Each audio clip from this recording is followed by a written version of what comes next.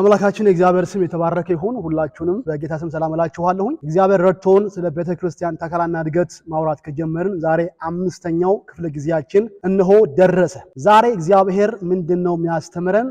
እንዲህ ያስተምረናል። የቤተክርስቲያን እድገት ምንነትና መጽሐፍ ቅዱሳዊ መሰረት ብለን እንጀምራለን። ሞሮፍ ካሁን በኋላ ያሉት ጊዜያቶች የሚያጠነጥኑት የቤተክርስቲያን እድገት ላይ ይሆናል። ያለንበትን አጥቢያ ቤተክርስቲያን እንዴት ባለ መልኩ ማሳደግ አለብን?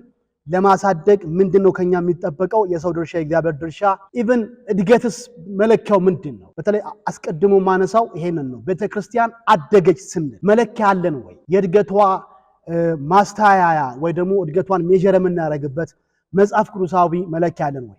እነዚህን ሁሉ ሐሳቦች የምናነሳ ይሆናል። ከዚህ ቀደም ተደጋጋሚ እንዳልኩትኝ የወንጌል ልቡ ወይ ደግሞ የወንጌል አንኳር መልእክት የጠፉትን በወንጌል ወደ ቤተክርስቲያን ወደ ክርስቶስ ማምጣት፣ ከዛ ደግሞ ያመኑትን ደግሞ በተቀበሉት ጌታ መልክና ሕይወት ልክ እንዲያድጉ ደግሞ ማድረግ ነው። የመጀመሪያው ሳምንት ላይ እንዳልኩት የቤተክርስቲያን ተከላና እድገት አንዱ የተመሰለው በሰው መውለድና ማሳደግ ተግባር ላይ ነው። አንድ ሰው ልጅ ሲወልድ ቤተክርስቲያን እንደመትከል ነው። ያወለደውን ልጅ ደግሞ በአካላዊ፣ በመንፈሳዊ፣ በስሜታዊ፣ በአይምሯዊና በመንፈሳዊ አቅጣጫ ጤናማ ሆኖ እንዲያድግ ደግሞ ሲረዳው ማሳደግ ነው። ሁለቱም የግድ ያስፈልጋል። ካልተወለደ ማደግ የለም። ከተወለደ ደግሞ ማደግ ይጠበቃል። ሁለቱ መውለድም ማሳደግም የአንድ ሳንቲም ሁለት ገጽታ ናቸው። የቤተክርስቲያን ተልእኮም ይሄ ነው። ወደ ጎዳና ወጥተን ሰዎችን በወንጌል ደረስናቸው። ባሉበት ቦታ ላይ እንዲሰባሰቡ አደረግናቸው። ትምህርት ተማሩ፣ ተጠመቁ። ከዛስ በኋላ አለቀ ነው? አላለቀም። የዘመናችን ቤተክርስቲያን የፎረሸችው እዚህ ጋር አመጣች። ማምጣትም ላይ በጣም የደከሙ እንዳሉ ሆነው ግን አቬሬጅ ልውሰድ ብዬ ነው። ወንጌል እየሰበኩን አዳዲስ ነፍሳት የሚያመጡ አጥቢያ ቤተክርስቲያናት ስላሉ እዛ ላይ የሚተጉም ስላሉ ካመጡ በኋላ ግን ተከታትሎ እነሱን ማሳደግ ላይ ትልቅ ክፍተት አለ። ስለዚህ የምንማረው ትምህርት በዛ አቅጣጫ ላይ ትልቅ የሆነ ኮንትሪቢዩሽን ወይ ደግሞ አስተዋጽኦ ያበረክታል ብዬ አምናለሁ። ስለዚህ በዛሬ ትምህርታችን የቤተክርስቲያን እድገት ምንነትና መጽሐፍ ቅዱሳዊ መሰረት ብለን እንነሳለን። አስቀድሞ ከትርጉም እንነሳ። ከትርጉም እንነሳ ማለት የቤተክርስቲያን እድገት ማለት ምን ማለት ነው? ይሄን ቃል ስንሰማ ቤተክርስቲያን አደገች፣ ቤተክርስቲያንን እናሳድግ፣ ቤተክርስቲያንን ማሳደግ ይገባናል የሚሉ አይነት ሐረጎችን፣ ቋንቋዎችን ስንሰማ ምንድነው እድገትን ስናስብ ወደ አእምሮአችን የሚመጣው? ትክክለኛ ያልሆኑ ትርጓሜዎች ካሉ እሱን እያጠራን እንሄዳለን። ትርጉማችን ትክክለኛ ሆኖ ካለ እሱን እያጸናን እንሄዳለን። ቢያንስ እድገትን ስናስብ 3 እና 4 ጉዳዮች ይነሳሉ። እድገት የሚባለው ማዕቀፍ ውስጥ የተሰገሰጉ 4 ጉዳዮች፣ 4 ኤሌመንቶች እናገኛለን። የቸርችን የቤተክርስቲያን እድገት ስናስብ ትርጉሙን ልስጣችሁና እዛ ውስጥ ያሉ ቁልፍ 4 ያልኳችሁን ሐሳቦችን እንደ ሰበዝ ምዝዝ እያደረግን እናውጣቸው። ትርጉሙን ልስጣ። 2 ትርጉም የምሰጣችሁ፣ አንደኛውን ትርጉም ላስቀድ። እንዲህ ይላል።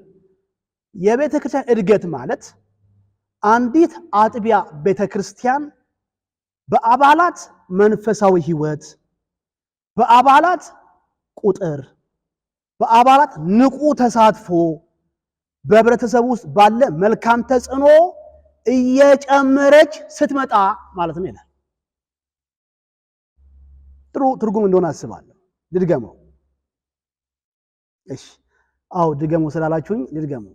አንዲት አጥቢያ ቤተክርስቲያን በአባላት መንፈሳዊ ሕይወት፣ በአባላት ቁጥር፣ በአባላት ንቁ ተሳትፎ፣ በህብረተሰቡ ውስጥ ባለ መልካም ተጽዕኖ እየጨመረች ስትመጣ ምን እንላለን? ያቺ አጥቢያ ቤተክርስቲያን እያደገች ነው እንላለን።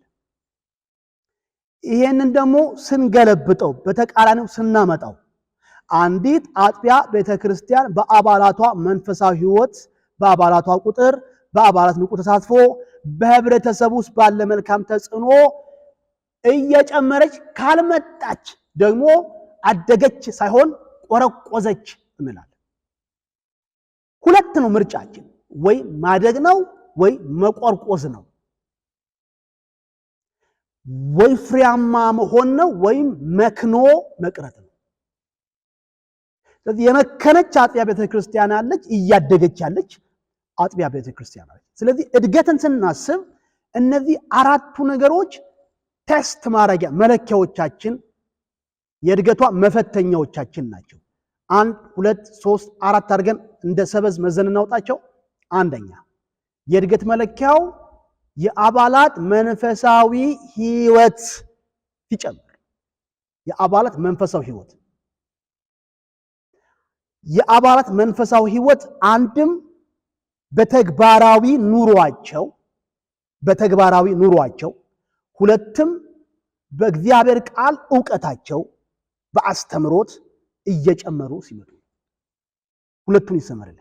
የአባላት መንፈሳዊ ህይወት ጨመረ የምንለው አንድም ዕለታዊ በሆኑ ኑሯቸው፣ ትዳራቸው ላይ፣ የሚሰሩበት ቦታ ላይ፣ መንደር ላይ፣ የትም ቦታ ላይ የሚያሳዩት ህይወት ከትላንትና ይልቅ ዛሬ ሞር ክርስቶስን እየመሰለ በፍቅር፣ በይቅርታ፣ በቅድስና፣ በእርስ በርስ መዋደድ ክርስቶስን እየመሰሉ እየሄዱ ነው ወይ ነው። ስጋዊነት የተጫነውና ዓለማዊነት ያጠየመው ህይወት ይዘው ከሆነ ያሉት ገና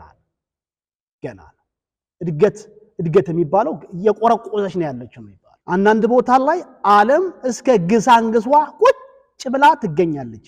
ወንዱም ጋር፣ ሴቱም ጋር፣ ወጣቱ ጋር፣ ልጅ ጋር፣ አዋቂም ጋር። እዛ ድሮ የነበሩበት ሰፈር ላይ የነበረው የህይወት ምልልስና አተያይ አሁንም እንደዛው እንደ አደራ ዕቃ ቁጭ ብሎ ከሆነ ያለው እድገት የሚባል ነገር ገና ባጠገበም አላለፈም፣ ጥለውንም አላጠላባትም።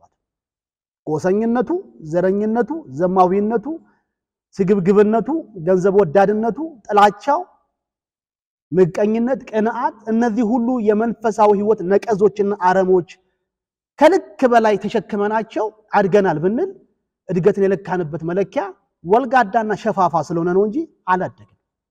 ስለዚህ ማደግን ስናስብ ቤተክርስቲያን የማሳደግ ተግባር ላይ ስንገባ አንዱ ፎከስ የምናደርገው የአማኞች ህይወት በእግዚአብሔር ቃል ትምህርትና ስልጠና ከጌታም ጋር ባላቸው የግል ህብረትና ተራክቦ ህይወት እየተለወጠ መሄድ አለበት። አሮጌው ነገር፣ ቆሻሻው ነገር፣ ደርቲ ነገር መራገፍ መቻል አለበት። አንዱ የህይወት መንፈሳዊ ህይወት ብስለት መለኪያው ይሄ። ሁለተኛው በእግዚአብሔር ቃል ዕውቀት እየጨመሩ መሄድ አለባቸው። የዛሬ 1 ዓመትና 2 ዓመት የነበራቸው የቃል ሙላት አሁንም በዛው ልክ ከሆነ እየሄደ ያለው አላደጉም፣ ባሉበት ቆመዋል፣ መክነዋል ነው የሚባለው። የዛሬ 3 ዓመት የዛሬ 4 ዓመት 2 ጥቅስ ነው የሚያውቁት፣ ዛሬም 2 ጥቅስ ነው የሚያውቁት። እንዲሁም ዛሬ ላይ ያቺ 2 ጥቅስ ፍዝዝ ብላባቸው አንዳንድ ሐሳቦችንም እየሸረፉ ይሄ መንፈሳዊ እድገት የሚባል ጥላውንም አላጠላባቸውም ነው ማለት ነው። ስለዚህ ስለ ስፒሪቹዋል ግሮው ስናነሳ አንድም ህይወት ይታሰባል፣ ሁለትም የቃል ዕውቀት ይታሰባል። ይሄን ለማድረግ አይነተኛው መንገድ ኋላ አሳያቸዋለሁ። ሰዎችን አመቺነት ባለው ሁኔታ በትንንሽ ቡድኖችም በግልም እንዲሁም በትልቁ ቡድን ተከታታይነት ያላቸው የእግዚአብሔርን ቃል ትምህርት መስጠት፣ ተከታታይነት የሆነ ሰዎችን መከታተል። ይሁን የተማሩት ነገር እነሱ ጋር ገብቷል፣ ደርሷቸዋል። አስሚታው እነሱ ጋር ደርሷል፣ ኢምፓክቱ እነሱ ጋር ደርሷል። ቼክ መደረግ አለበት። ገብቷቸዋል፣ ቼክ መደረግ አለበት። እንደው አስተምረን ኮርስ ለመጨረስ አይደለም። ትምህርት መገምገም አለበት፣ ኢቫሉዌት መደረግ አለበት። ያስተማርነው ትምህርት እነሱ ጋር ደርሷል ወይ? በመረዳት አቅምም በህይወት መለወጥም ልክ ማለት ደርሷቸዋል ወይ? ስለዚህ በትንንሽ ቡድን በግልም በትልቁም የሁዱም መድረክ ላይ አምልኮ መድረክ ላይ ወጥነት ያላቸው ተከታታይነት ያላቸው የቃሉ ምጋቤ የግድ ነው። ይሄ በሌለበት ቦታ ላይ ኋላም ደግሜ ነው ማነሳው፣ ይሄንን ማድረግ አንዲት አጥቢያ ቤተክርስቲያን መሪዎች፣ አገልጋዮች ካልቻሉ የሚያገለግሉት ህዝብ መንፈሳዊ ህይወት ቀጭጮ ደርቆ መክኖ ሊቀር ተፈርዶበታል ማለት ነው። ይሄንን ለማድረግ ካልፈለገች አንዲት አጥቢያ ቤተክርስቲያን ህዝቧ እንዳያድግ ፈልጋለች ማለት ነው። አሁን ያልኩትኝን በግልም በትንንሽ ቡድንም በትልቁም ጉባኤ የማስተማር የመከታተል ስልት ተከትለን ማንሄድ ከሆነ ቸርቿን እንዳታድግ እኛንን ማነቆ የሆንባት ሰይጣን አይደለም። እኛንን እንዳታደግ ያደርገናል። ስለዚህ የመጀመሪያው የመንፈሳዊ እድገት መለኪያ የአባላት መንፈሳዊ ህይወት፣ መንፈሳዊ ጤንነት እየጨመረ ሲል፣ ሁለተኛው የአባላት በቁጥር መጨመር ነው። ኒውሜሪካል ግሮዝ። እድገት ብዙ አቅጣጫዎች አሉት። ኋላ መጣበታለሁ። በህይወት የሆነ ማደግ አለ፣ በቁጥር የሆነ ማደግ አለ፣ በአካባቢያዊ አውድ ማደግ አለ፣ ጂኦግራፊካል ኮንቴክስት። ይሄ ማለት የሶስተኛው ማለት በአካባቢያዊ ሁኔታ ማደግ ማለት ከነበረችበት አንድ አካባቢ በስታ ሌላ ተጨማሪ አጥቢያዎችን ስትጀምር ማለት ነው። ሌሎችን ስትወልድ ማለት ነው። በቁጥር እየጨመረች ሄዳ 1000 ስትደርስ እኔ ባለውበትኝ ቤተክርስቲያን አንዲት ቸርች ሜጋ ቸርች ትልቅ ቸርች የምትባለው 1000 ላይ ስትደርስ ነው ሜጋ ቸርች ይባላል። 1000 ላይ 1000 ከደረሰ በኋላ ዝም ብሎ እየበዙ ህዝብና በዛ እያሉ ዘው መጨመር አያስፈልግም። ከ1000 በኋላ ስፕሊት ማድረግ አለበት። ጤናማ በሆነ መንገድ ስፕሊት አድርጎ የተወሰነው ህዝብ ባለበት አካባቢ ላይ በሚቀርበው አካባቢ ላይ አንዲት አጥቢያ ቤተክርስቲያን ተጀምራ አገልጋዮች ወደዛ እንዲሄዱ ተደርገው የተወሰኑት እንዲያገለግሉ ይደረጋል። ስፕሊት ያደርጋል። ከዛ እሱ ደግሞ ሲጨምር እንደገና ስፕሊት ያደርጋል። እንዲህ እያለ የሚያደርገው መብዛት ወይ ማደግ አካባቢያዊ እድገት ይባላል። ጂኦግራፊካል በሐዋርያት ሥራ መጽሐፍ ላይ ኋላ አሳያችኋል። ስለዚህ እድገታችን አንድም መንፈሳዊ ነው፣ ሁለትም አሃዛዊ ነው፣ ሶስትም መልክዓ ምድራዊ ነው። ቦታን እየያዙ መሄድ፣ ቦታን እያሰፉ መሄድ፣ አንድ ቦታ ላይ ክምችት ማለት ሳይሆን ቦታን እያሰፉ መሄድ ግልጽ ነው ብዬ አስባለሁ። እና ሁለተኛው የመንፈሳዊ እድገት መለኪያ የሚለን ይሄ ትርጉም አባላት በቁጥር ሲጨምሩ ማለት ነው። ቤተክርስቲያን ወላድ መሆን መቻል አለባት። ዛሬ ላይ 100 አባላት ይዛ ከጀመረች ወይ 50 ይዛ ከጀመረች ስሩ ታይም ቁጥር እየጨመረ መምጣት አለበት። አንዱ የሚጨምርበት መንገድ አገልጋዩም አባላትም ለአዳዲስ ነፍሳት እየሰበኩ ያመጣሉ። አንዱ ቁጥር የሚጨምርበት መንገድ ይሄ ነው። ሁለተኛው ደግሞ በጋብቻ በሚደረግ ልጆችን መውለድ ቁጥር ይጨምራል። ሁለቱም አዋጭ የሆኑ አዛዊ እድገት የሚመጣባቸው መንገዶች ናቸው። ሞር ኦፍ ኤምፋሲስ የምንሰጠው ግን ለመጀመሪያው ነው። አባላትም ሆኖ አገልጋዮቹ ወደ ሜዳ ወጥተው ወደ ዘመዶቻቸው ሄደው ወደ ቤታቸው ሄደው ያላመኑትን በወንጌል ደርሰው ወደ አጥቢያቸው በማምጣት ቁጥር ይጨምራል። የቁጥሩን ፍጥነት የቁጥር እድገቱን ፍጥነት የሚወስነው የአባላትም የአገልጋዮቹ ንቁ ተሳትፎ ነው። አግሬሲቭሊ በጭካኔ በተነቃቃ መንፈስ በመንፈስ ቅዱስ ባለመታመን እና መደገፍ ይሄን አገልግሎት ለማገልገል የሚወጡ ከሆነ እንደ ሐዋርያት ሥራ ምዕራፍ 2 እንደሚለው ይሆናል። ዕለት ጌታም የሚሉትን እነሱ ላይ ይጨምር ነበር። ኒውሜሪካል ግሮዝ ዕለት ይጨምር ነበር። ሶስተኛው የመንፈሳዊ እድገት መለኪያ ኦር ማሳያው ብሎ የሚያስቀምጥልን በአባላት ንቁ ተሳትፎ ሜምበርስ የቤተክርስቲያን አባላት ጥሩ ቆንጆ ምእመን እንዲሆኑ አይደለም የሚጠበቀው የሚፈለገው በሰዓታቸው በታማኝነት ለአምልኮ የሚገኙ ከዛ አባታችን ሆይ ተብሎ ሲጸለይ ደግሞ ሹልክ ብሎ የሚጠፉ እንዲህ አይነት አባላት አንፈልግም። አንዱ አግሬሲቭሊ መስራት ካለብን ይሄን አመለካከት ከሰዎች ላይ ገንድሶ መጣል ነው። በቃ ከመሳተፍ ውጪ ሌላ ምንም ስራ የላቸውም። ፓሲቭ ስፔክታተርስ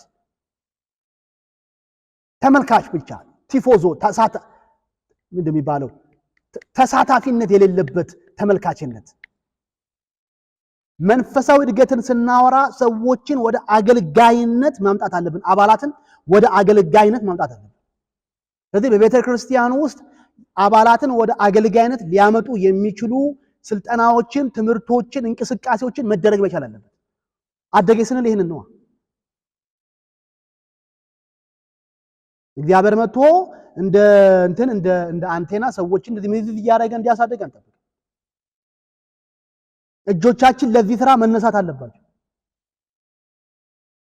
በተለይ ራሳችንን ለወንጌሉ አገልግሎት ለይተን ያለን ሙሉ ጊዜዎች ካለን ጆሮአችሁንም ልባችሁንም ሁሉ ነገራችሁን ስጡኝ ላውራችሁ። ባላችሁበት አጥቢያ ላይ አባላትን ወደ ንቁ ተሳታፊነት ወደ አገልጋይነት አካሉን ወደሚያሳድግ ተሳትፎ እንዲመጡ ማስቻል አለብን። ኤፌሶን ምዕራፍ 4 የሚነግረው ይሄንን ነው። እሱ ክፍል አንብበውና ትንሽ እየፈጠንኩ ልሂድ። ኤፌሶን ምዕራፍ 4 ምን ይላል?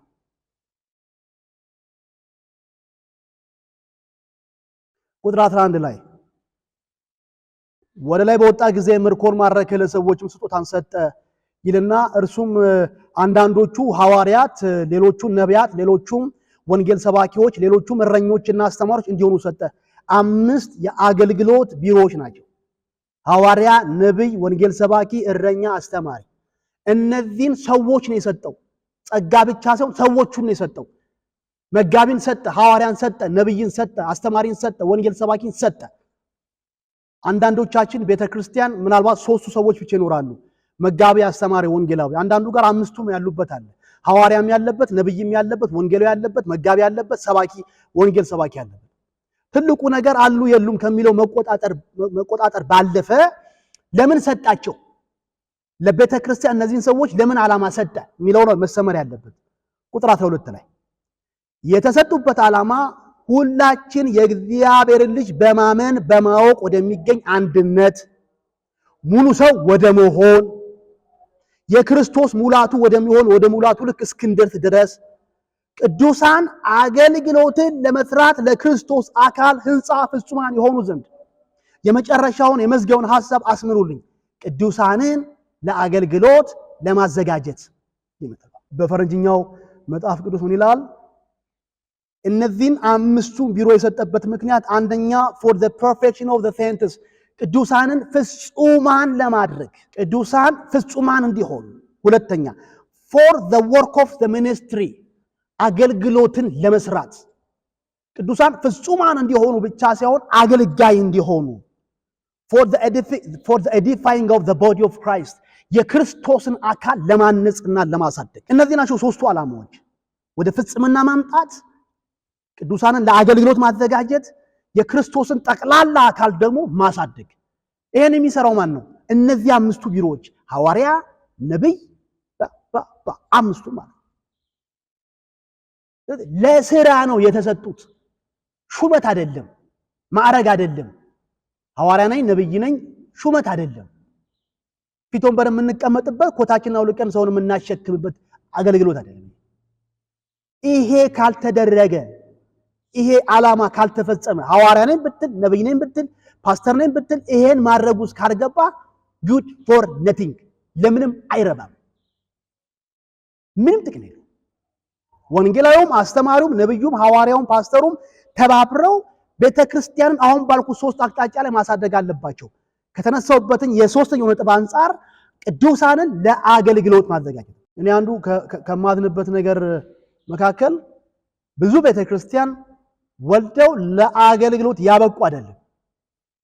ለአገልግሎት በማገልገል ላይ ያሉ ሰዎች እኛው ጋር አድርገው የበቁ ሳይሆኑ ከሌላ ቦታ ሌላ ሰው አስተምሯቸው ዘርቶባቸው በሆነ አጋጣሚ በስራ ሀገር በመለወጥ አካባቢ በመለወጥ ምክንያት ድንገት እኛ አጥቢያ መጡ። አንዳንዱ ደግሞ ጥሩ ጸጋ ስላየነበት እንግዲህ የተሻለ ክፍያም ሰተነው ሊሆን ይችላል በዝውውር እሱ የኛን የማሳደግ አቅም አያሳይም። ትክክል አይደለም አላልኩኝም። በአካባቢ ለውጥ ምክንያት በጋብቻ ምክንያት ሰዎች አጥቢያ ቸርቻቸውን ለውጠው ይመጣሉ። ረጅም ጊዜ የተዘራባቸው ያደጉበት ማደግ አለ፣ ማገልገል አቅም አለ። እኛ ጋር ሲመጡ ጥሩ አምልኮ መሪ፣ ጥሩ ሰባኪ፣ ጥሩ አስተማሪ ሆኖ ይገኛሉ። እኛ ግን አይደለም ያደረግናቸው። የቤተ ክርስቲያን የእድገቷ መለኪያው እኔው አጥቢያ ቤተ ክርስቲያን እዛው ጌታን ተቀብሎ እዚያው የአገልጋይነት ትምህርት ተምሮ እዛው እንዲያገለግል ሳበቃው ያን ጊዜ ነው ደረቴን ነፍቼ በጌታ ቀን አክሊሎቼ ደስታዎቼ እናንተ ናችሁ የማለት ድፍረት የሚሰማኝ ያን ጊዜ። አለበለዚያ ምንድነው እያልኩኝ ያለው? ቤተ ክርስቲያን እድገት ስንል አንድም የአባላት መንፈሳዊ ህይወት እድገት ነው፣ ሁለትም የአባላት ቁጥር መጨመር ነው፣ ሶስትም አባላትን ንቁ ተሳትፎ ውስጥ እንዲገቡ ለአገልጋይነት ማስታጠቅ ነው፣ አራተኛው ባሉበት ማህበረሰብ ውስጥ መልካም ተጽዕኖ መፍጠር መቻላቸው። ይሄ ማለት ማቴዎስ ወንጌል ምዕራፍ 5 ቁጥር 13 ላይ እናንተ የዓለም ብርሃን ናችሁ፣ እናንተ የምድር ጨው ናችሁ፣ የዓለም ብርሃን ናችሁ እንደሚል። ከዛስ መልካሙን ስራችሁን አይተው በሰማያት ያለውን አባታችሁን እንዲያከብሩ ብርሃናችሁ በሰው ሁሉ ፊት ይውጣ። ብርሃናችን በሰው ሁሉ ፊት ወጣ ማለት ተጽዕኖ ተፈጠረ ማለት። ይሄ ብርሃንና ጨው ምንድነው? መልካሙ ስራችን ነው እንጂ እያብለጨለጭን አንሄድም። መቼም ቢሆን መብለጭለጭ ውስጥ አትገባም። እናንተ የዓለም ብርሃን ናችሁ ተብለናልና ብለን የሆነ ብርሃን ፈንጣቂ ነገር አናደርግም። ቫዝሊን ተለቅልቀን አንወጣም። ይህ ብርሃንነትና ጨውነት መልካሙ ስራችን፣ በማህበረሰቡ ውስጥ ያለን ተሳትፎ፣ ሰዎችን መርዳት፣ ሰዎችን ማገዝ፣ ችግረኞችን ማገዝ አንዱ የክርስቶስ ኢየሱስ አገልግሎት ይሄ ነበር። የነበረበት ሶሳይቲ ውስጥ ከወንጌል ስብከት ባለፈ ሰዎች በችግራቸው በፍላጎታቸው አቅጣጫ ላይ ሰፖርት ያደርጋል፣ ይመግባል። ሌሎችም አይነት ሶሻል ሪሌትድ የሆኑ ማህበረሰብ ተኮር የሆኑ ተግባራት። ይሄን እንደ ቤተክርስቲያን ብቻ ሳይሆን እንደ አንድ አማኝ ልንከውነው የሚገባን ነገር። ለዚህ ነው ማቴዎስ ወንጌል ምዕራፍ 26 ላይ ተርቤ አላበላችሁኝም፣ ተጠምቼ አላጠጣችሁኝም፣ ታርዤ አላለበሳችሁኝም ይላል። እና መቼ ተርበን አሉት፣ መቼ ተርበህ፣ መቼ ታርዘህ አይተንህ፣ መቼ ተጠምተህ አይተንህ አሉት። መቼ አግኝተንህ ነው ታና በላይ ቀራ ነው? ኖ ፊዚካሊ ኢየሱስን ዛሬ አታገኘውም። እና ዞራለና ኢየሱስ ከነዚህ ከሕፃናት መካከል ከነዚህ ተናናሾች መካከል ለአንዱ ያረጋችሁ ለኔ እንዳረጋችሁ። በየጎዳናው የወደቁ ሰዎችን ስታበላ፣ ስታጠጣ፣ ስታለብስ ቤተክርስቲያን ምን እያረገች ነው? ኢየሱስን እያለበሰችው ነው። ኢየሱስን እያጠጣችሁ ነው። ኢየሱስን እያበላችሁ ነው። በሰዎች በኩል ነው ኢየሱስን የምናገኘው እንጂ የማይፈታ እጅ እንዲህ ይጎዳ። አንዳንዶቻችን እንኳን ምርጡን ልብሳችንን አይደለም ያጠረንን እንኳን ልብስ ለመስጠት በጣም ይዋጋናል። ያጠረንን የማንለብሰውን ልብስ ቤታችን ተጠራቅሞ ምን ወይ የቦንዳ ቤት መክፈት አስበን እንደሆነ አላት መስጠት ላይ ውራጅ እንኳን የምንለው ነው። ይሄ ንጹህን አዲሱን በጣም ምን ፈልገውን አይደለም፣ ውራጁን እንኳን ለመስጠት ፈቃደኛ አይደለም። የቤታችንን ማዕድና ገበታ ለተራቡ ሰዎች መክፈት ላይ በጣም ይቸግረናል። ዙሪያችን በጣም ብዙ ችግረኞች አሉ። ወደ አዲስ አበባ ከተማ እንግዲህ እየፈለሰ የማይመጣ ሰው የለም። በረሃብ ምክንያት፣ በጦርነት ምክንያት ብዙ ህፃናቶች፣ እኔም ያለሁበት አካባቢ እናንተም ያላችሁበት አካባቢ ምስኪኖች ሃይላንድ እየሰበሰቡ በኪሎ የሚሸጡ ገና ከጠዋቱ 12 ሰዓት ጀምረው በባዶ እግራቸው ያንን ኮብልስቶንና ገረጋንቲ የለበሰው መንገድ የሚፈጩ በጣም ምስኪኖች፣ ጫማ የሚፈልጉ ምን እያልኩ ነው ያለሁት? ይሄ መልካሙ ስራችንን ነው መጽሐፍ ቅዱስ ብርሃንና ጨው የሚለው። ስለዚህ ቤተክርስቲያን አደገች ስንል እነዚህን አራቱን ጉዳዮች ታሳቢ እናደርግና ለዚህ እድገት እንሰራለን። እንዴት ነው የምናሳድገው? እመጣበታል። ላዩን ልወስዳችሁ አልፈልግም። ምን ማድረግ አለብን? ከየት መጀመር አለብን? አንዳንድ ጋይድ የሚያደርጉ ሐሳቦችን እሰጣችኋል። ማታቋቸውን አይደለም ማነሳው፣ ምናቃቸው እንደው ቅርጽ ላስይዘው መልክ ላስይዘው ብዬ እንጂ ሁላችሁ ልብ ውስጥ ያለ ሐሳብ ዕውቀቱ ኮንሰፕቱ ያለ ነገር። ሁለተኛውን ትርጉም እሰጣችኋለሁ ያልኩትን በእናንተ ንባባችሁ ትሄዱበታላችሁ። ብዙም የራቀ ስላይደለ ከመጀመሪያው ትርጉምና እስከዛሬ ስለው ከነበረው መጽሐፍ ቅዱሳዊ መሰረት ላይ ልምጣ። መጽሐፍ ቅዱሳዊ መሰረት ላይ ስመጣ ከዚህ ቀደም ያነሳሁትኝን ማቴዎስ ወንጌል 28 ቁጥር 19 ለቤተ ክርስቲያን እድገት መሰረት አድርገን የምናነሳው ይሄን ቢብሊካል ፋውንዴሽን። ቤተ ክርስቲያን ማሳደግ አለብን። አዎ ማሳደግ አለብን። መጽሐፍ ቅዱስ ማንዴቱን ሰጥቶናል ወይ? በደንብ አድርጎ። ወንጌልን ሰብካለንም ስንል ማንዴት አለን ከእግዚአብሔር ቃል። አምኖ የመጡትን ማሳደግ አለብን። የእግዚአብሔር ቃል ነው ማንዴታችን፣ ስልጣናችን። ምን ይላል የምታውቁት ነው። 28:19 ላይ ወንጌልን ለፍጥረት ሁሉ ስበኩ፣ ማርቆስ 16:15። ከዛ ማቴዎስ ደግሞ ይመጣና መስበክ ብቻ ሳይሆን እያጠመቃችሁ ያዘዝኳችሁን ደግሞ እንዲጠብቁ እያስተማራችኋቸው ደቀ መዝሙር አድርጓቸው። መስበክ፣ ማጥመቅ፣ ማስተማር፣ እነዚህ ሶስቱ ጉዳዮች ተሰፋፍተው ተደጋግፈው ተደማምረው ተያይዘው ወደ ምንድነው የሚተሙት? ወደ ምንድነው የሚፈጥኑት? ደቀ መዝሙር ወደሚባል። ስለ እድገት ስናወራ ስለ ዲሳይፕልሺፕ ነው የምናወራው። ስለ እድገት ስናወራ ስለ ደቀ መዝሙርነት ነው የምናወራው። አንዲት ቤተክርስቲያን አደገች ስንል ደቀ መዝሙር የሆኑ ሰዎች በውስጡ አሉ እያልን ያለ። ታስተሰብካለች፣ ታጠምቃለች፣ ታስተምራለች። የትኛውንም አይነት አድካሚና ቀላል ተግባራቶች ይከናወናሉ ተብሎ መጨረሻ ላይ ግን ተብሎ መታየት የሚፈለገው ነገር ደቀ መዝሙር የሚባለው ነገር። ይሄ ምን ማለት ነው? አንድ ጫማ ፋብሪካ ብታቋቁሙ፣ አንድ ጫማ ድርጅት ብታቋቁሙ ብዙ ግብአቶች ያስፈልጋሉ። ቤት ከመስራት፣ ህንፃ ከመስራት፣ ማሽን ከማስመጣት፣ የተለያዩ ግብአቶችን፣ ኬሚካሎችን፣ የቆዳ ውጤቶችን፣ የሰው ኃይልን፣ ማሽን፣ ይሄን ሁሉ ታመጣላችሁ። ዋጋ ከፍላችሁ ሀገር ውስጥ ያለ ዕቃ ካለ፣ ከውጭ የመጣ ዕቃ ካለ ኢምፖርት አድርጋችሁ ብቁ ባለሙያ ስኪልፉል የሆነ የተማረ የቀን ስራ የሚሰራ ይሄን ሁሉ ታመጣላችሁ። መጨረሻ ላይ ግን ምንድነው የድርጅቱ ኃላፊ ኢንቨስተሩ የሚጠብቀው ነገር ካላችሁ ጫማ ነው። ልምድ ያለው ሰው መጥቶ ኬሚካሉ መጥቶ ቆዳው መጥቶ ቤት ተከራይተ ማሽኑ መጥቶ ግን ጫማ ከሌለ ማለት ነው በቃ ዝጋው። ፋይናል ፕሮዳክት የመጨረሻ ውጤት ጫማ የሚባል ነገር መጥቶ ገበያ ላይ መውጣት አለ። ቤተክርስቲያንም እንደዚሁ ነው። ገንዘብ ይወጣል፣ ህንጻ ተሰራለች፣ አገልጋዮች አሉ፣ ክፍያ ይከፈላል፣ በየሆኑ ቀናቶች እንሰባሰባለን፣ የሆኑ እንቅስቃሴዎች አሉ፣ ኳየር አለ፣ ድቁና አለ፣ እንደዚህ አለ፣ መስበክ አለ፣ ማስተማር አለ። እሺ እነዚህ ሁሉ ተብለው ተደምረው ተጋግዘው ተደጋግፈው መጨረሻ ላይ እግዚአብሔር ማየት የሚፈልገው ምንድነው ካላችሁ ክርስቶስ ኢየሱስን የሚመስሉ ደቀ መዛሙርትን ማየት ይፈልጋል። ስለዚህ ዲሳይፕልሺፕ ወይ መንፈሳዊ እድገት የቤተ ክርስቲያን አልቲሜት ፐርፐስ ነው። የመጨረሻው ግቡ እሱ። ሮሜ 8:29 ላይ እንደሚለው አስቀድሞ ያወቃቸው የልጁን መልክ ይመስሉ ዘንድ አስቀድሞ ወስኗል። አስቀድሞ ማለት 1970 1965 ማለት አይደለም። ዓለም ሳይፈጠር ነው። from eternity past ከጥንት ከዘላለም እግዚአብሔር በክርስቶስ ሰዎችን ማዳን መዋጀት ሲያስብ ከራሱ ጋር ማስታረቅ ሲያስብ ልጅ ማረክ ሲያስብ ይሄን ሁሉ ካደረገ በኋላ ማየት የሚፈልገው አለ በህይወታቸው የልጁን የክርስቶስን የህይወት መልክ የሚገልጡ በሚሞተው ሰውነታቸው የክርስቶስን ህይወት ተሸክመው የሚዞሩ ዲሳይፕልሺፕ ደቀ መዝሙርነት ይሄ። ስለዚህ ፋውንዴሽናችን መጽሐፍ ቅዱሳዊ መሰረታችን ይሄ። ደቀ መዝሙር አድርጓቸው። ደቀ መዝሙር አይወለድም፣ ደቀ መዝሙር ይሰራል እንጂ disciples are not born, they are made። እንሰራቸዋል፣ እኛንን የምንሰራቸው ተወልደው የሚመጡ አይደለም። የኛን እጅ ይፈልጋል፣ የኛን ትጉጅ ይፈልጋል፣ የኛን መሰጠት ይፈልጋል፣ የኛን አሳዳጊነት፣ የኛን መከታተል፣ የኛን ማስተማር ይፈልጋል፣ የኛን መጸለይ ይፈልጋል፣ የኛን መጋደል ይፈልጋል። ቆላስይስ ምዕራፍ 1 ቁጥር 28 በክርስቶስ ሰዎችን ሁሉ ፍጹም ሰዎች የሆኑ ዘንድ እንጋደላለን። በእኔ ውስጥ እንደሚሰራው ኃይል መጠን እጋደላለሁ። ምን ለማድረግ? ሰዎችን ፍጹም ሰው አድርገው ለመስራት፣ በእግዚአብሔር ፊት ፍጹም ሰው አድርገው ለማቅረብ።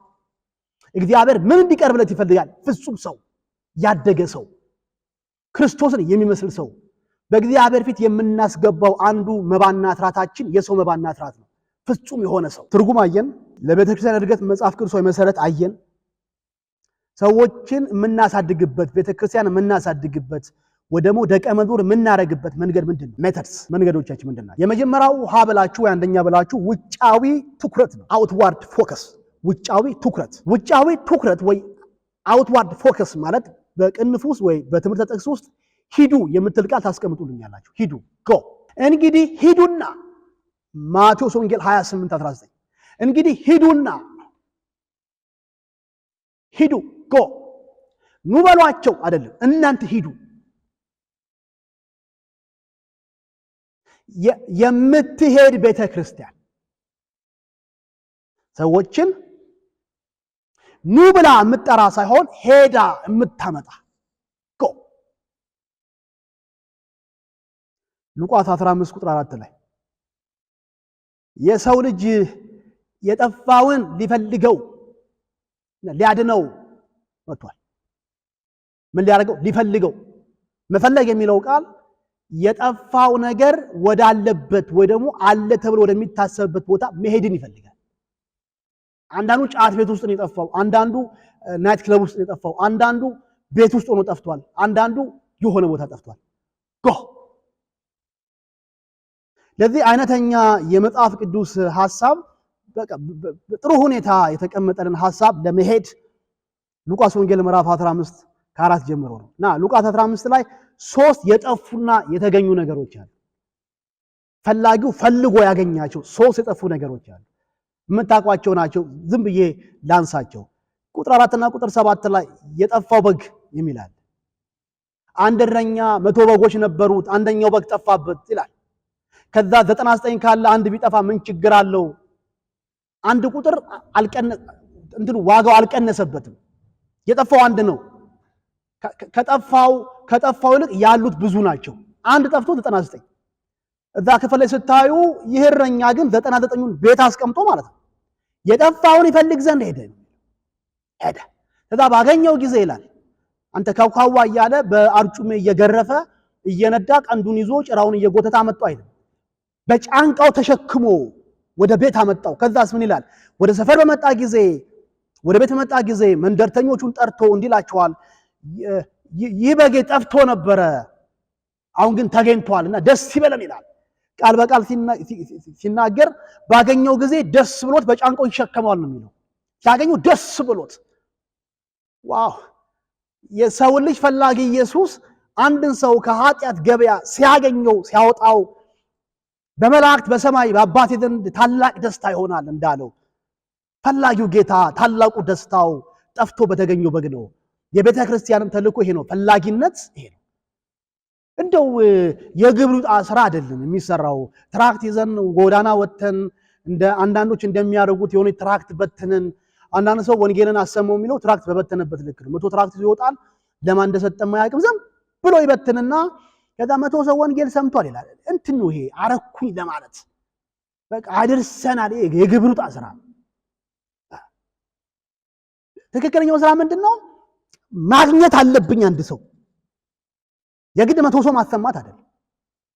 የጠፋ አንድ ሰው ዛሬ እግዚአብሔር የሚሰጠኝ አንድ ሰው እና ለማግኘት ባለ ደስታ፣ ኦ ሃሌሉያ! ለማግኘት ባለ ደስታ፣ ፈልጎ ለማምጣት ባለ ቅንዓት እና ባገኘው ጊዜ አንድ ሰው ጌታን ሲቀበል ወደ ክርስቶስ መንግስት ሲመጣ በደስታ እያልኩኝ ያሉት ምንድነው? ደቀ መዝሙር አንዱ የማድረጊያው መንገድ አውትዋርድ ፎከስ ነው። ሂድና አንጣ። ሁለተኛው ቁጥር 8 እስከ ቁጥር 10 የምታገኙት እዚሁ ሉቃስ ወንጌል ምዕራፍ 15 ላይ አንደኛው የጠፋው በግ ነው። ሁለተኛው ጠፍቶ የተገኘው ድሪም ነው። ድሪም ማለት የሆነ ገንዘብ ሳንቲም ነው። አንዲት ሴት ጠፋባት ቤቷ ውስጥ። ያኛው በግ ጫካ ነው የገባው፣ ይሄ ሳንቲም ግን ቤት ውስጥ ነው የጠፋው። ከዛ በኋላ እቃውን ሁሉ እያነሳች ቤት ውስጥ ያለውን እቃ ሁሉ እያነሳች አልጋውን ገልብጣ እነዚህ ባሊ ድስት ምናምን ጭልፋ አስወግዳ ሳንቲሜ ድሪሜ እስክታገኘው ድረስ ነው የምትፈልገው። እንደው ለኮፍ ያለ መፈለግ አይደለም፣ እስክታገኘው ድረስ መብራት አብርታ ዝቅ እያለች እየተኛች እየተንፏቀቀች አቧራውን ልሳ ተዳስ ባገኘችው ጊዜ ምን ይለናል? ባገኘችው ጊዜ ወዳጆቿን ጎረቤቶቿን ባነጠርታ የጠፋው ድሪሜን አግኝቼዋለሁ ከኔ ጋር ደስ ይበላችሁ ትላቸዋለች። ፈልጎ በማግኘት ያለ ደስታ። ሶስተኛው ተፈልጎ የተገኘው ቁጥር 11 እስከ ቁጥር 32 ረጅም ምንባብ ያለበት ክፍል የጠፋው ልጅ ጠፍቶ የተገኘው ልጅ ታሪክ ነው። ገንዘቡን ከአባቱ ተቀብሎ ከአመንዝሮች ጋር በላበት፣ ጠጣበት፣ ከሰረ፣ የሚበላው አጣ፣ ደከረተ፣ ልብሱ ሁሉ ወየበ፣ ጨቀየ። ከዛ በኋላ አሳማ ጠባቂ ሆነ። እዛም ሄዶ አሳማዎቹ ከሚበሉት አሰር መብላት ፈለገ፣ ግን ማንም አልሰጠውም። ከከፍታ ነው የወረደው። በአባቱ ቤት አገልጋዮቹ ሰራተኞቹ በልተው ተርፏቸው ለስንቱ ያካፍላሉ።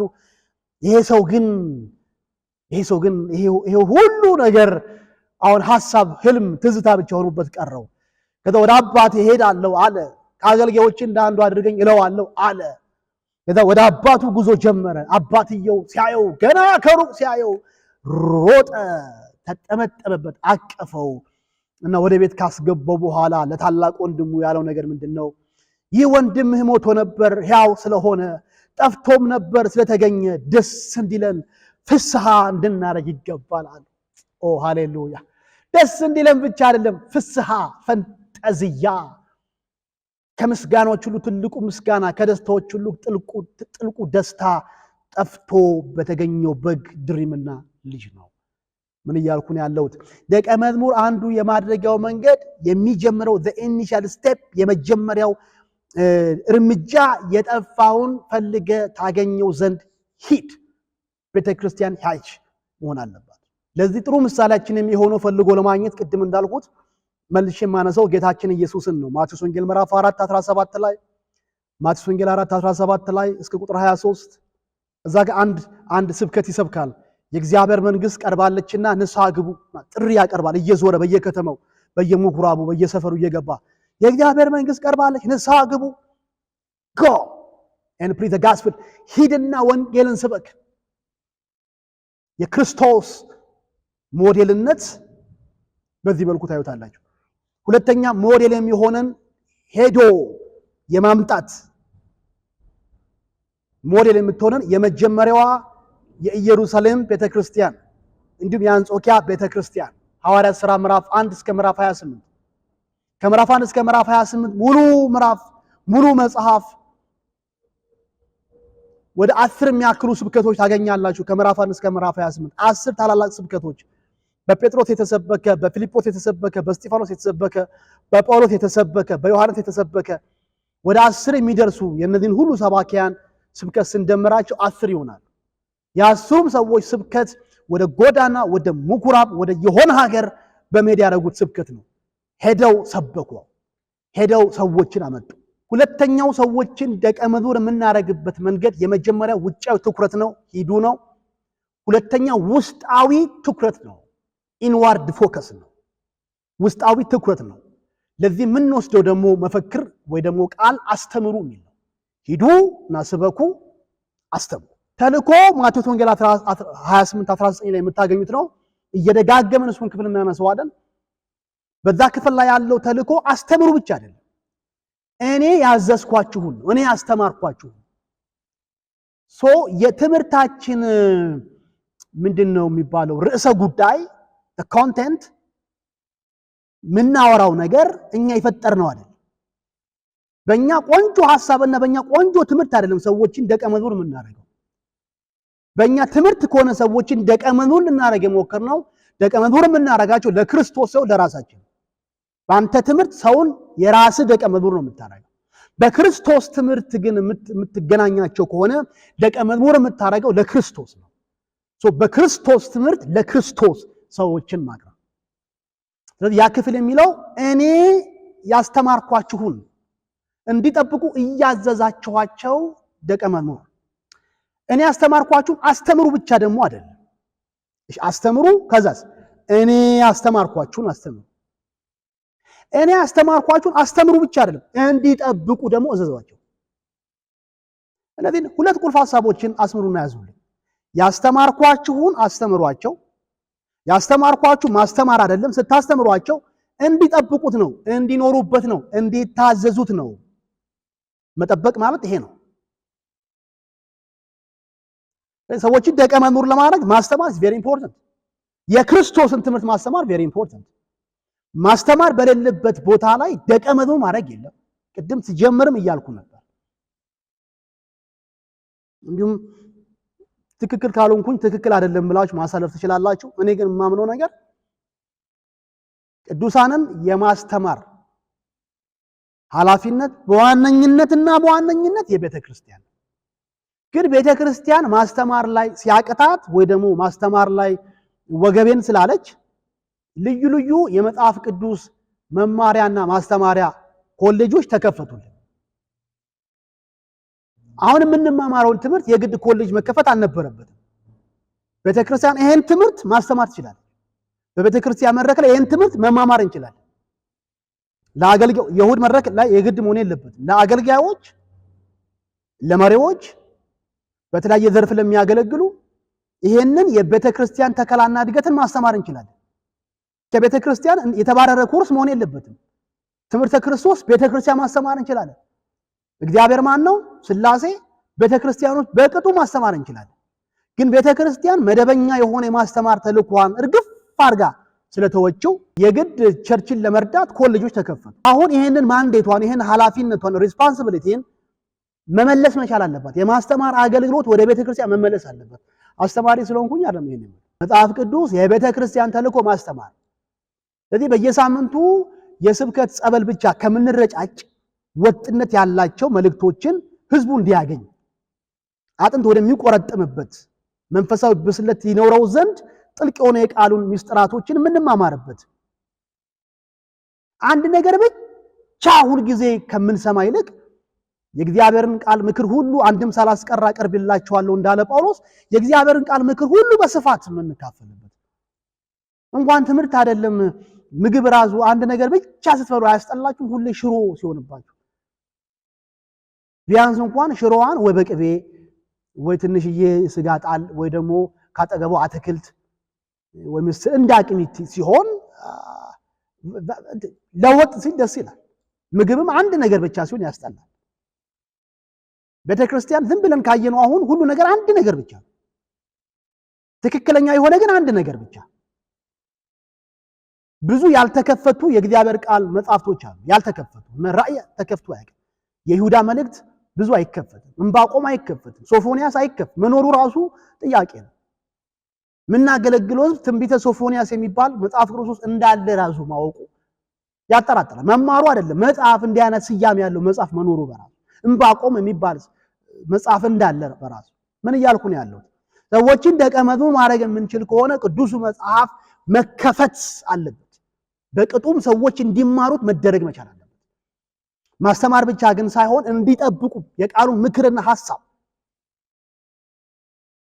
ከማወቅ በዘለለ በኑሯቸው ላይ ገቢር እንዲያደርጉት ቼክ ማድረግ አለብን ጉብኝት የሚያስፈልገው እዚህ ላይ ክትትል የሚያስፈልገው እዚህ ላይ በትዳሩ ከልጆቹ ጋር ባለው ግንኙነት ስራ ቦታ ላይ ንግድ ቦታ ላይ መንደር ጌታን ከማያውቁ ሰዎች ጋር ባለው ተራክቦ ኢንተራክሽን ይህንን የቃሉን እውነት ፕራክቲስ የሚያደርግበት የሚለማመድበት ውስጣዊ ትኩረት ማለት ይሄ ነው ኢንዋርድ ፎከስ የማስተማር ባህሪና ግብ ብላችሁ ያዙልኝ አንድ ቃ ተናግሬ ጀምሬው ትንሽ ለኮፍ ላርጋትናችን ሐሳብ ነካ ላርጋትና ጨርሳለሁ የማስተማር ባህሪ እና አስተምሩ እኔ ያስተማርኳችሁን አስተምሩ ግን ስናስተምር የትምህርታችን ባህሪ የማስተማራችን ባህሪና ግቡ ምንድነው አንደኛ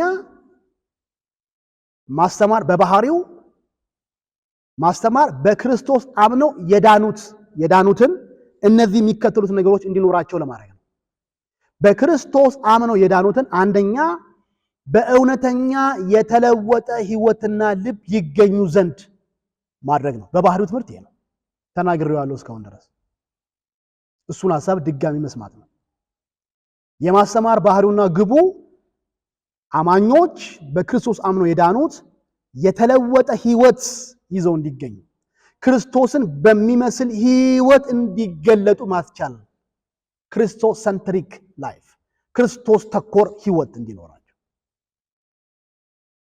ሁለተኛ ማስተማር በባህሪው ግቡ ሰዎች ክርስቶስን እንዲመስሉ ማድረግ ሲሆን ግቡ ማስተማር ግን በባህሪው በደንብ ያዙኝችን ነጥብ ማስተማር በባህሪው አቅምን ያገናዘበ መሆን አለበት የአድማጩን የሰሚዎቻችንን የመስማት የመንፈሳዊ አቅም ልኬታን ያገናዘበ ሌቭል ኦፍ ማቹሪቲ የብስለት ደረጃን ያገናዘበ መሆን አለበት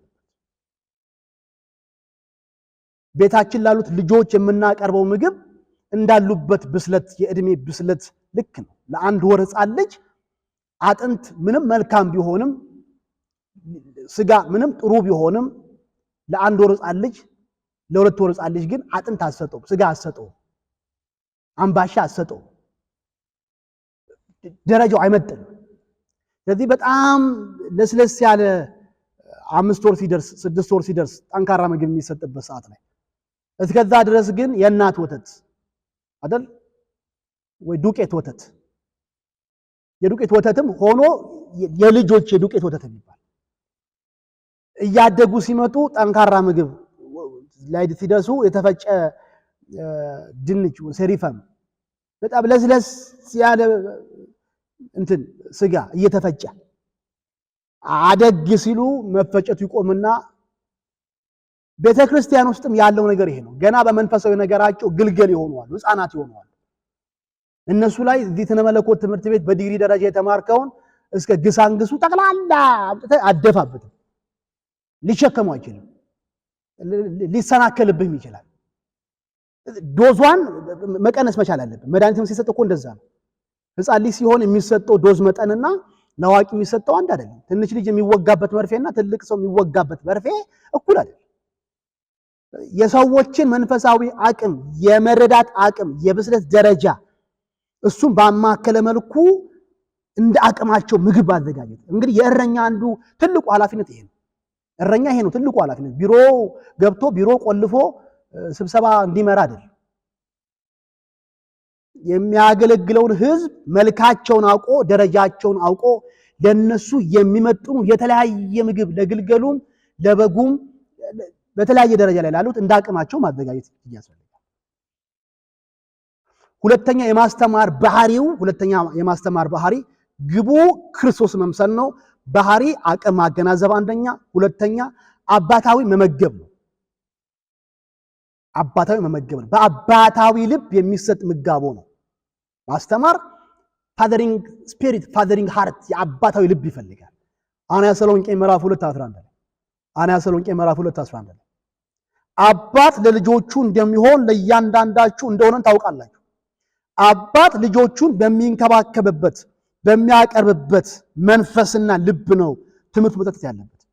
ሌክቸር አይደለም የምንሰጠው፣ ሌክቸር አይደለም።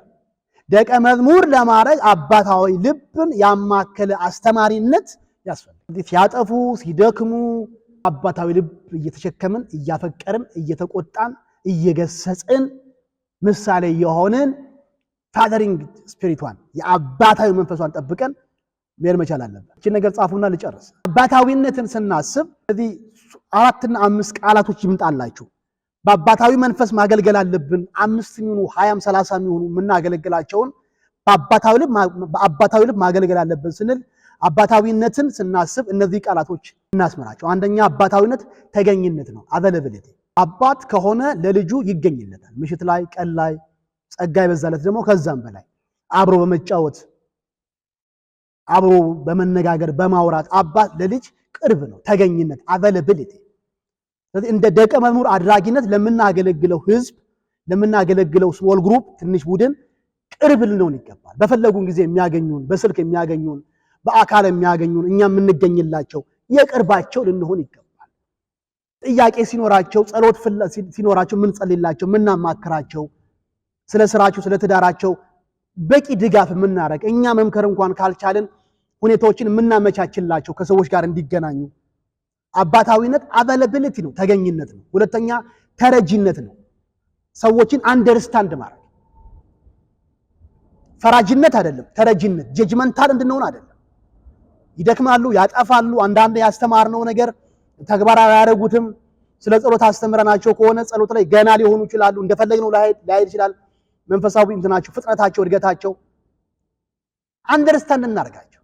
ያሉበትን ነባራዊ ሁኔታ ምን ውስጥ እንዳሉ ሶስተኛ አባታዊነት ደጋፊነት ነው። ሰፖርት ማድረግ በሐሳብ፣ በጸሎት፣ በትምህርት፣ በገንዘብ፣ በማቴሪያል ሰፖርት ማድረግ። አባታዊነት ምሳሌነት ነው፣ ሞዴሊንግ ነው። አባትነት ምሳሌነት ነው። የምናገለግላቸው ሰዎች እንዲሆኑ የምንፈልገውን ነገር እኛ እናደርገው። እንዲጾሙ የምንፈልግ ከሆነ እንጹም፣ እንዲጸልዩ የምንፈልግ ከሆነ እንጸልይ፣ እንዲሰጡ የምንፈልግ ከሆነ እንስጥ። ምሳሌ እንሁናቸው። ጳውሎስ እንደዛ ነው የሚለው። በእናንተ መካከል ስንኖር አለ አንያ ተሰሎንቄ ምዕራፍ 2 እናንተ መካከል በነበርን ጊዜ እንዴት ባለ ቅድስናና ያለ ነቀፋ በሆነ ህይወት እንደተመላለስን ታውቃላችኋል። ተክተው እንዲሰሩ አስተማራቸው። እሱ ራሱ በገዛጁ እየሰራ ይደክም ነበር፣ እሱንም ያነሳላቸዋል። እንጀራችንን በከንቱ አልበላንም ይላል። እየደከምን ስለ ቅድስና ሲያስተምራቸው መጀመሪያ በቅድስና ህይወት ኖሮ ነው። ስለ ፍቅር ሲያስተምራቸው ሞግዚት ልጆቿን እንደምትወድ እኛም እንዲወደድናችሁ፣ ወንጌልን ብቻ ሲሆን የገዛ ነፍሳችንን እንኳን ልናካፍላችሁ በጎ ፈቃዳችን ነበረ። ልክ አንያ ተሰሎንቄ ምዕራፍ 2 ላይ በደንብ ይወት ይሄን ክፍል እናት ልጆቿን በምትወድበት መውደድ ነው የወደድናቸው። ፍቅር ሲያስተምር ወዶ ነው። ቅድስና ሲያስተምር ተቀድሶ ነው። ስለ ስራ ሲያስተምር ሰርቶ ነው እንጂ ዳተኛ የሆነ ምንም አይነት ከሚያስተምረው ትምህርት ጋር የሚገናኝ ህይወት ሳይኖረው ዝም ብሎ የሚቆም አገልጋይ አይደለም። ቢኮዝ ሌክቸር አይደለም ትምህርት፣ የሆነ ቲዮሪ የሆነ ጽንሰ ሐሳብ የሰዎች አይምሮ ላይ መርጨት አይደለም። በኑሮም በንግግርም ተጽዕኖ መፍጠር። ስለዚህ አባታዊ መመገብ ብለን ስንል አባትነት እነዚህን ሁሉ ነገሮች መያዝ አለበት። የሚቀጥለው ሳምንት ላይ ስንገናኝ የማስተማር ባህሪያቶችን ሌሎችን ማነሳለሁ። ሶስቱን ግን ይባርክልን። ግባችን ስናስተምር ክርስቶስ ተኮር የሆነ ህይወት ክርስቶስን ያማከለው እንዲኖሩ ነው። ትምህርታችን በባህሪው ደግሞ አቅምን ያገናዘበ አባታዊ ልብን በመያዝ የምናደርገው ነው። ሌሎቹን ቀጣዩ ለመጣል እግዚአብሔር በነገር ሁሉ አገልግሎታችሁን ይባርክላችሁ በኢየሱስ ክርስቶስ አሜን።